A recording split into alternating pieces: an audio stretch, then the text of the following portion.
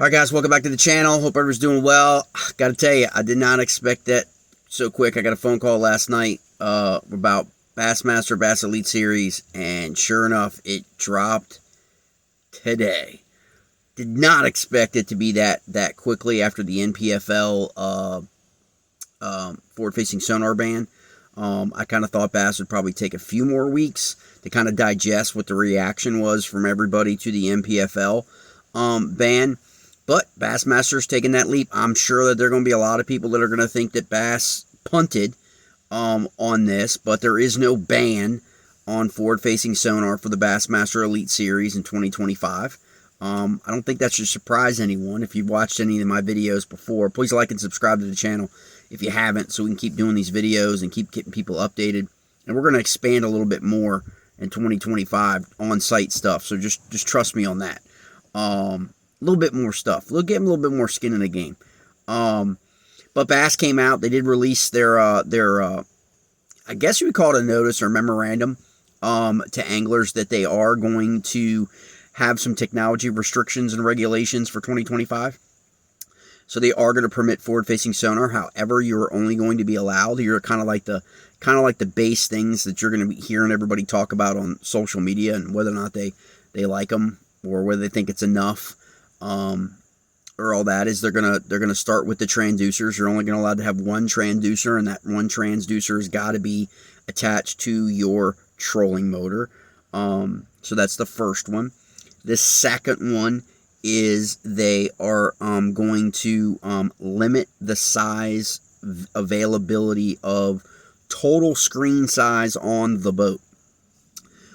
So that would characterize the your screens at the front, your screens, throughout your boat in total, not one size, okay? But you're allowed to have up to 55 inches of total, if you think about it, screen width, like bandwidth, right? If you think about it in terms of screen capacity, you can have a total of 55 inches. I swear that one, I is going to baffle me whether or not people are actually going to be measuring, corner to corner and totaling people's, but remember, a lot of these inspections and stuff, it's going to be interesting next year, because then you've got another step in the process. Normally a lot of that takes place with, some of the equipment on your boat, as well as your fishing license, as well as all that stuff, right? That we don't really ever see on live streams and all that takes place, so that's an added layer of kind of inspection that officials are going to have to keep in mind with each event, is making sure that 55-inch screen size is monitored. They've also implementing something that's kind of interesting. I personally haven't seen this, but I know there are other parts of the country it's popular. Is they're only going to be allowed to have one electric motor on their boat, meaning you can't attach like shallow water supplemental trolling motors. To your boat, typically in the back of the boat, on any of like power pole units or any wrapped or any of that kind of stuff. You can't supplement it. So you're only going to allowed to have one electric trolling motor on your boat. I'm not sure if that one's going to be much of a, I think that's more of a forward, because they know what's coming with these companies. I think that's more of a get ahead in that area on some of the technology that's going to come in the next 2 to 5 years. In terms of the technology, what we're looking at here, and this makes perfect sense to me. I know a lot of people are not going to agree with this, but again, I always on this channel, you guys know, I try to keep it real and I try to keep it business side, not just the angling side, but the business side of things. It makes perfect sense to me that they're going to restrict the technology that's available on the boats to their sponsors. Or an attempt to get sponsors, depending on what the technology of the future will be, and any additions to the technology, okay? So I want you to think about this, in terms of, we know that NPFL did not have any coordinate. NPFL was not sponsored by Garmin or Humminbird or Lowrance, right? The three major deals, okay? They weren't. So they had that flexibility to ban forward-facing sonar, really. There wasn't a financial interest. There wasn't anything. They weren't jeopardizing anything with a sponsor like for example B.A.S.S or MLF would be, right? And so what B.A.S.S has done is they've restricted the equipment that anglers on the Elite Series can use to obviously Garmin, Humminbird, and Lowrance, but the specific units. So if anglers are currently running the LVS, I'm trying to remember these two, LVS 32 and LVS 34, then they're good to go. They're fine. They don't need to make any changes. Okay. What they have restricted from Garmin is the the LVS 62 and what's about to come. So evidently there are rumors that there's more coming from Garmin. I'm going to follow up on that in a later video because I haven't really gotten it was stuff out of iCast and some stuff like that, the people rumblings, because Lowrance came out with, more of a Livescope type, format in the Eagle Eye for I think more an economical price tag under $1,000, for a lot more people in the general fishing community. Obviously that's not a unit that maybe some guys will use it at, in tournament fishing at the lower tiers, but not at the high end, right? And so that can become available to obviously. So there's some stuff coming down the pipe with the other brands that'll be interesting to see, how B.A.S.S will approach it, at the elite level. So the LVS 32, the LVS 34 are good to go from Garmin. The Mega Live is still good to go from Humminbird, of course. They're not going to mess with that. They're not going to touch that, okay? Wouldn't expect that they would. And then you've got the active target. So you've got active target number 1, active target 2 for Lowrance. So that's it. So if there are any other companies, any other Sonar, any other anything, in terms of technology, I believe they're also going to have a technology list for the transducers, because there are some aftermarket transducers that work, I believe, with a lot of the different various equipment. I'm not sure how that's going to come into play, but as far as the actual technology of forward-facing sonar and Livescope, those are the 3 brands, and those are the actual serial or codings for the actual items, product IDs for the particular brands of those companies. So I don't think that's a big surprise. Shouldn't be a big surprise for everybody. On 2 fronts. I don't think it should have been a surprise that B.A.S.S, I don't think they punted. I mean, I know a lot of people are going to make that argument. You can check out a couple videos. A couple videos dropped here in the last 24 hours. Check out John Cruz's video. He's from our region, fishing in the series. He kind of echoed a lot of things that I've been saying, this season. But just getting an angler perspective that's, what I consider to be kind of rational. I mean, there are anglers that are irrational on purpose, for clickbaits and views. You know who they are. And so I sometimes generally have a hard time accepting a lot of those things on face value that some of those guys put out. It was interesting. I will say this. It was interesting to hear Chris Zaldain talk a little bit this week on a lot of these developments and kind of his perspective on things. He's been in the B.A.S.S Elites for 13 years, I think, or he's been a professional angler for 13 years. Just kind of interesting, because he used to be Humminbird Pro, and to go back and kind of listen to the things that he says. It's different, guys. When you're a pro, you're a salesman, you're a marketer, you're frontline marketing, right? It's a reason why pro staff are promo staff, right? And so a lot of times you've got to figure out who your genuine guys are. You got to figure out who, if you're the consumer, it's one thing. And I've said this since the beginning of the forward-facing sonar debate. Guys, it's not about the technology. We just have to be honest. I see all the comments in I don't have a big channel, but I got like a 50 to 100 comments on videos, and I see other people's comment threads on forward-facing sonar, and everybody wants to and judge people and what their talent is or what their skills. The fact of the matter is we only know the skill sets of anglers that they allow us to see. And when the schedule puts anglers on certain bodies of water, of course it plays to a certain type of, maybe it's a frog, maybe it's a buzzbait, maybe it's a jig, maybe it's a crankbait, maybe it's forward-facing sonar, right? And then that's what we see. So a lot of this stuff has been brought upon the fishing industry by the organizations and their schedules, okay? And so you got to remember that. Like these people that are acting like so-and-so, he can't, let's see if he can catch him without forward-facing sonar. The guy can catch him without forward-facing sonar. And I've seen him talk about 3 or 4 anglers that I know, again, where I grew up, James River and Potomac River. Some of these guys have been on MLF, that were in FLW, that were in Stren, okay, that have been around forever, okay, and on the Bass Elite Series that have been around for a long time.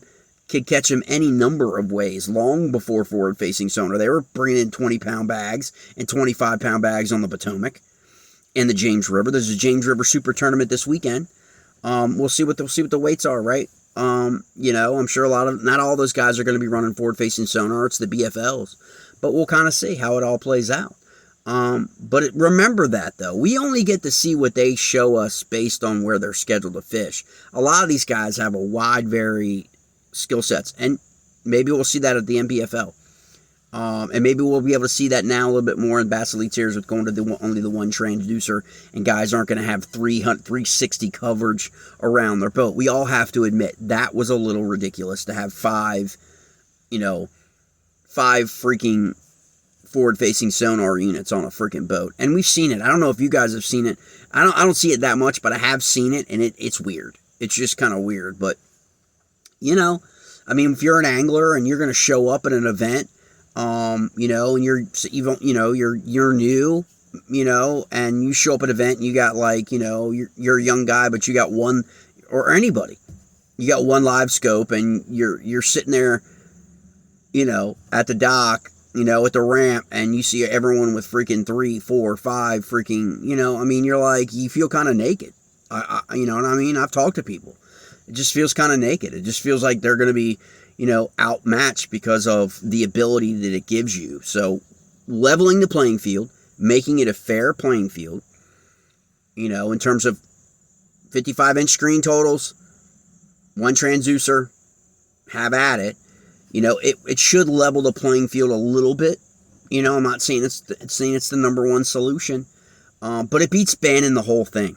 And then I think you really begin to get a little bit of comparison now. You've got guys that fish like NPFL, that fish MLF, like Zach Burge and people like that, right? There are people who fish when they can. They can't fish all the events because the schedules sometimes get wonk.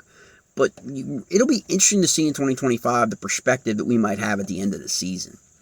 I think we need to accept the fact that the forward-facing sonar debate is more driven by personality and outcomes than it is the technology. The technology has been around forever. I want people to go back and remember when side imaging hit.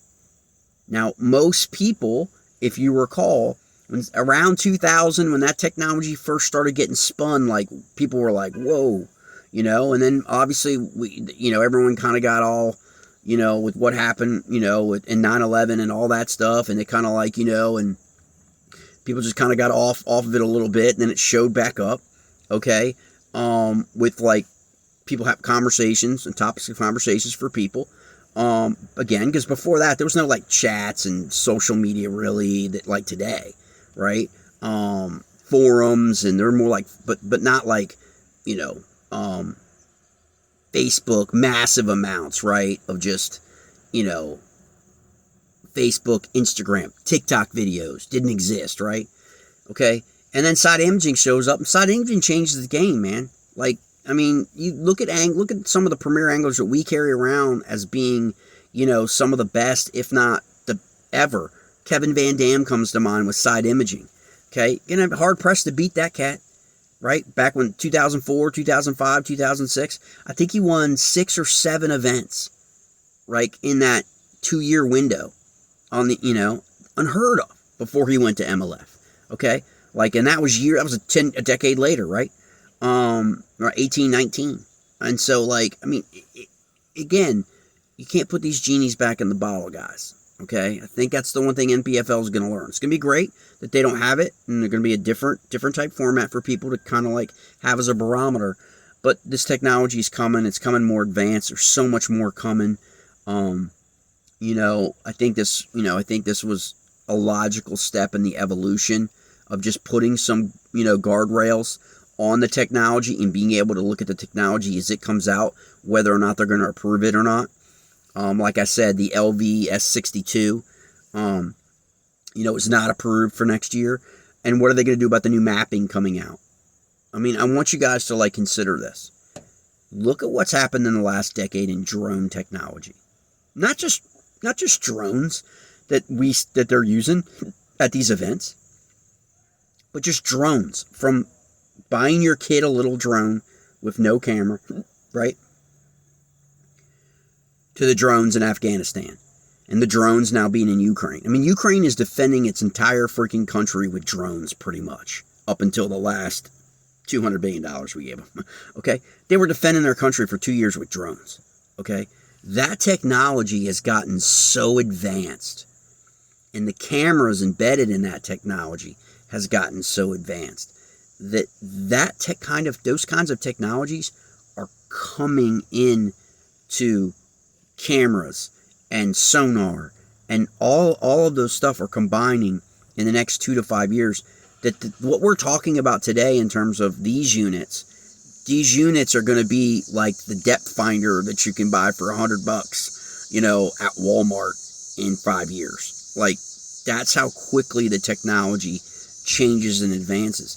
And no one really pushed back, on Kevin Van Dam and a lot of the other anglers back then, because there wasn't an online forum.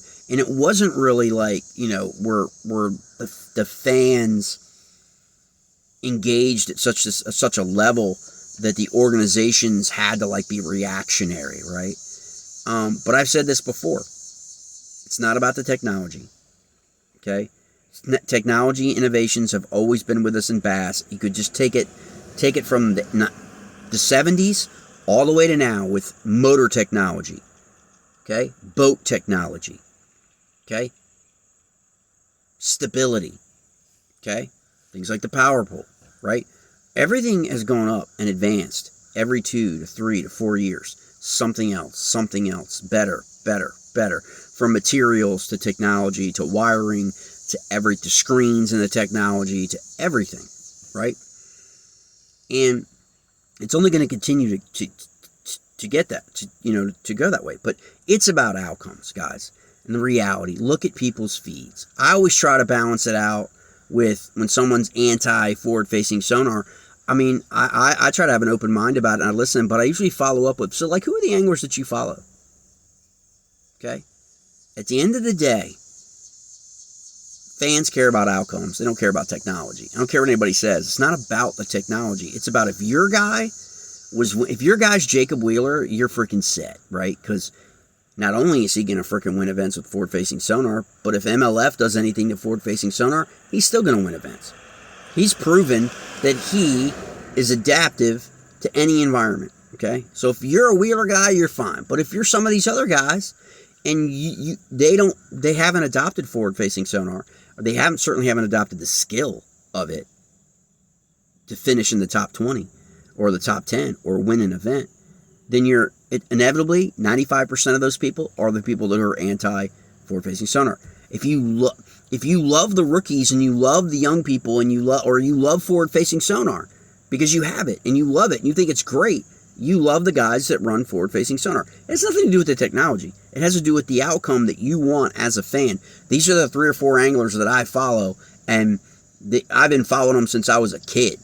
And they say forward-facing sonar is, they're saying that, one, because they're not sponsored by any of those, and they're not winning. And so then that comes down to us fans, and we absorb all that, and we're like, well, Gerald said this. Okay. Again, just a man. You know what I mean? Clark said this. Okay, Clark's just a man with an opinion, right? People all want to beat up Clark Wendell. I don't. It's his opinion. Everyone's opinion matters. But if you're a fan of certain people and have not been successful with forward-facing sonar, ask yourself if they were successful with forward-facing sonar, how you would feel about the technology. That's all I'm saying. Because usually everybody I talk to that either starts a conversation with me about their guy, and we having a conversation at the ramp or a conversation, at the pub or whatever, and, or at an event, and just fans talking, I always follow up with, how do you feel about the forward-facing Sonar thing? If their guy's winning with it, they don't care. If their guy is losing to guys with it, and they've been playing the catch-up game, and they haven't won with it, they haven't shown an ability to really, to be like dialed in, and to be kind of like that magician, they don't like it. And that means it's not about the technology. It's about outcomes, and your guy, and who you want to see win, okay? And my question will the fan pressure, if that even really exists, on specific anglers now after Bass releasing this today, that they're not going to ban forward-facing sonar, will the fan pressure put pressure on anglers to move to NPFL from Bassmaster Elites? I don't think so. I think the Elite Series is still the Elite Series. I mean, if you talk to people, they have it ingrained in our culture that and the Classic are the pinnacle.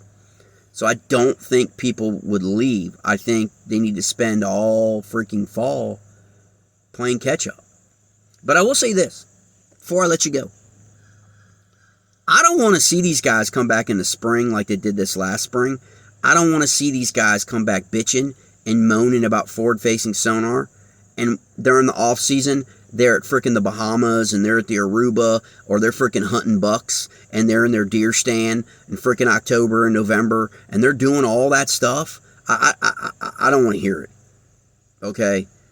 Because Bassmaster Elites just told you they're not banning forward-facing sonar. So if you don't get beyond it, and you don't get in there, and you don't adapt to that technology, I personally don't. I'll turn freaking Bass completely off.